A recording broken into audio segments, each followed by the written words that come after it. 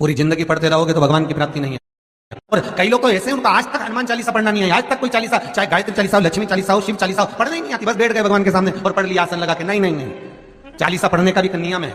अगर कोई लक्ष्य लेकर पढ़ रहे हो तो उसका एक नियम है। पूरी जिंदगी पढ़ते रहोगे तो भगवान की प्राप्ति नहीं है, पर लक्ष्य लेकर पढ़ा है आसन से, जिस भगवान की चालीसा पढ़ रहे हो उसकी मूर्ति या उसका फोटो आपके सामने होना चाहिए। एक घी का दिया, अगर हनुमान चालीसा पढ़ रहे हो तो या तो घी का दिया जलाओ, वो भी गाय के घी का हो, भैंस के घी का मत जलाना, हनुमान जी कभी प्रकट नहीं होंगे भैंस के घी से। घी का दिया लगाइए अगर चालीसा का पाठ कर रहे हो हनुमान जी का। और बहुत ज्यादा संकट है, बहुत ज्यादा परेशानी है तो हनुमान चालीसा का पाठ करो तो तिल्ली के तेल का दिया लगाओ, काली तिल के तेल का दिया, तिल का तेल का दिया हनुमान जी के सामने आसन बिछाकर। बहुत तकलीफ है तो 3 पाठ प्रतिदिन करो और एक आसन से जितने समय 9 बजे अगर आप बैठते हो पाठ करने तो 9 बजे ही बैठना है। 11 दिन तक प्रतिदिन 3 पाठ रोज करो। एक पानी का लोटा, कलश, तांबे का जल, अर्थात तांबे का लोटा हो, स्टील का लोटा हो, तुम्हारे पास जो कलश हो उसमें जल भरकर, एक सिक्का उसमें पटककर, एक लौंग पटककर प्लेट से ढककर रख दो और प्रतिदिन बस टाइम पर बैठकर पाठ करो। 11 दिन पूर्ण होंगे, जिस कामना से आपने पाठ करा है बस वो सिक्का, वो लौंग कलश में से निकाल लो, जल का आचमन करो और जिस काम के लिए करा है वो जल उस प्रयोग में ले लो। उस प्रयोग, किसी से बात करने जाना है तो वो जल पी कर जाइए, कोई से हाथ मिलाना है तो वो सिक्का, वो लौंग अपने हाथ में रखिए, अपने साथ रखिए। मैं पहले भी कहा है, जिसकी फैक्ट्री ना चलती हो, बहुत दुकान ना चलती हो, तो हनुमान जी के पांव का थोड़ा सा सिंदूर लेकर यदि उस सिंदूर को किसी भी फैक्ट्री या दुकान में हनुमान जी के छोटे भाई गतिमान के नाम से अगर एक बिंदी भी सिंदूर की रख दी जाती है तो वो दुकान और फैक्ट्री भी झड़के से चलना प्रारंभ हो जाती है। गतिमान हनुमान जी के छोटे भाई। क्रोध करने वाला व्यक्ति दूसरे के चक्कर में खुद को क्रोध करता है, दूसरा व्यक्ति इसका मजा लेता है और स्वयं क्रोध में, गुस्से में अपना काम बिगाड़ बैठता है। दूसरा व्यक्ति इसका मजा ले रहा है। क्यों करना क्रोध? क्या करोगे क्रोध करकर? जिस समय क्रोध आए थोड़ी देर भगवान की भक्ति का रसतत्व ग्रहण करो। शिव मंदिर पहुंच गए, भगवान शंकर का गुणगान करा, स्मरण करा। कभी कभी हम हमेशा कहते रहे हैं, आज फिर कह रहे हैं, कभी मौका मिल जाए, घर में अगर ज्यादा क्रोध हो रहा हो, चिड़चिड़ प्रवृत्ति हो रही हो, क्लेश ज्यादा हो रहा हो तो एक बेलपत्र लो, इस बेलपत्र को शंकर भगवान के शिवलिंग पर चढ़ा दो, 5 जगह पर जल चढ़ाना प्रारंभ कर दो। जैसे ये शिवलिंग है, ये जलाधारी है, जलाधारी के बीच में अशोक सुंदरी है, राइट में गणेश, लेफ्ट में कार्तिकेय है। जहां पर शिवलिंग रखा हुआ है वो पार्वती जी का स्थान है। ये शिवलिंग, ऊपर से जो बूंद बूंद पानी जलाधारी से टपक रहा है वो शंकर भगवान की 5 लड़कियां हैं, जया, विषहरा, शामरीवारी, दौतली, देव। 5 जगह पर जल चढ़ाना प्रारंभ कर दो। अगर ज्यादा घर में क्लेश हो रहा है, गुस्सा आ रहा है, सब चिड़चिड़ कर रहे हैं, एक बेलपत्री चढ़ाओ, जल भरकर ले गए शिव जी के मंदिर, पहले अशोक सुंदरी पर चढ़ाइए, फिर गणेश जी पर चढ़ाइए, कार्तिकेय पर चढ़ाइए, इसके बाद में जलाधारी पर चढ़ाइए, फिर जल शिव जी पर चढ़ा दो अपने मन का भाव रखकर। 5 मिनट बैठ गए, शिव मंदिर में शंकर भगवान के शिवलिंग का स्पर्श करा, स्पर्श कर कर वही हाथ को लेकर अपने घर पर आ गए।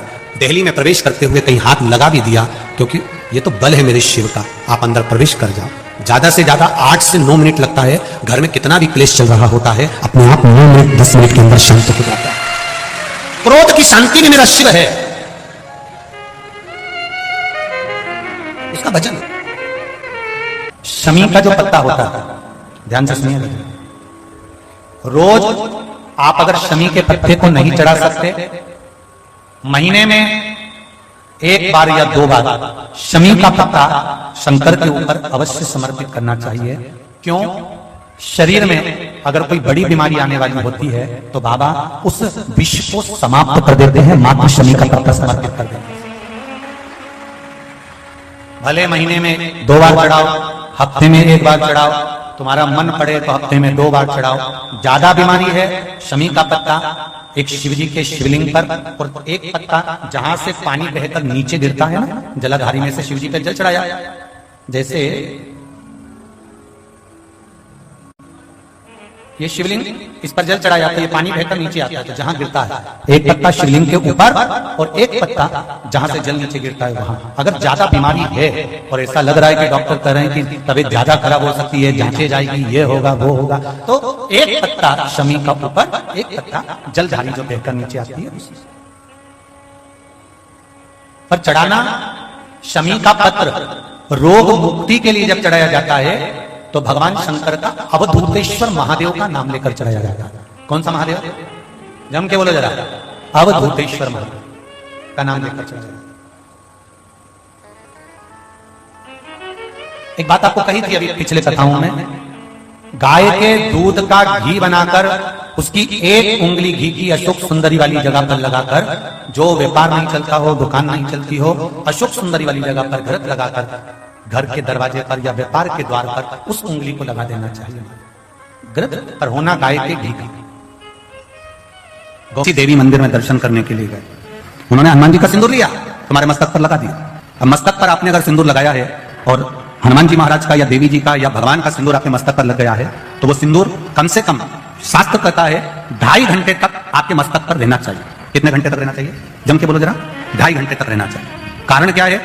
भगवान के चरण का अगर कोई कुंकू या सिंदूर हमारे मस्तक पर लगाया गया है, वो 2.5 घंटे तक रहे, उसके बाद उस सिंदूर को किसी नैपकिन, कपड़ा या अन्य चीज से पोंछ देते हैं। पोंछने के बाद वो गलत जगह पर टंग जाता है, लोग उसका गलत हाथ का प्रयोग कर लेते हैं। वो जितनी जगह गलत जगह जाता है उतना दोष हमको लगते चले जाता है। इसलिए उस सिंदूर का क्रम है कि कोई पुष्प है, उस पुष्प से उस सिंदूर को लगा लिया जाता है, कोई पत्ती है उससे सिंदूर को लगा लिया जाता है, उस पुष्प को फिर विसर्जन में, अगर विसर्जन में नहीं रख सकते तो अपने घर में जो गमला होता है जिसमें पौधा लगा होता है, उस पौधे में उसको डाल दिया जाता है, जिससे वो सिंदूर उसमें मिल जाए और हमारे घर में सदा रहे। पर हमने कोई टाविल, होटल में ठहरे तो होटल के टाविल से पोंछ दिया, कहीं ठहरे थे तो दीवार से पोंछ दिया, कहीं लगा दिया, उसका दोष है।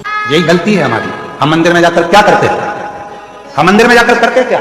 एक लोटा जल हम चढ़ा रहे हैं, और पहले भी कथा में कहा तुम्हारा पूरा एक लोटा जल शंकर जी को चढ़ना चाहिए, क्योंकि दुनिया के कई लोग कहते हैं कि हम जल चढ़ा रहे हैं, इतने दिन हो गए जल चढ़ाते, इतने दिन हो गए जल चढ़ाते, इतने दिन हो गए जल चढ़ाते, शंकर जी हमारी नहीं सुन रहा है, शिव जी हमारी नहीं सुन रहा है, पड़ोसी की सुन ली, तुम्हारी क्यों नहीं सुनी? उसका कारण यह है कि तुम्हारा एक लोटा जल शंकर जी को नहीं चढ़ रहा है, तुम्हारी दृष्टि में अभी भी भेद है। इसलिए आप लोगों से कहा था कि ये शिवलिंग, ये जलाधारी, ये जल भरने का स्थान जिस पे शिवलिंग रखा है वो पार्वती जी का हस्तकमल है। जहां से पानी बहता है वहां राइट में गणेश जी, लेफ्ट में कार्तिकेय जी, बीच में अशोक सुंदरी।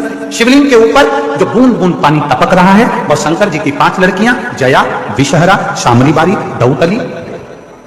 शिव जी का पूरा परिवार जब एक ही जगह पर है तो तुम्हें जल कहां चढ़ाना चाहिए? शंकर के शिवलिंग पर। अब तुम जल चढ़ाने जाते हो तो वहां पर भी जाकर विचार करते हो कि जल लेकर कोची लोटा भर के शंकर जी को चढ़ा दिया, फिर पास में गणेश जी बैठे थे उनको चढ़ा दिया, पार्वती जी बैठी थी उनको चढ़ा दिया, नंदी बैठा था उनको चढ़ा दिया, फिर कार्तिकेय बैठे थे उनको चढ़ा दिया। अब सियोर वाला बाबा बोला कि एक लोटा जल सारी समस्या का हल। ईमानदारी से बोलो, शंकर को पूरा एक लोटा चढ़ाइए कब?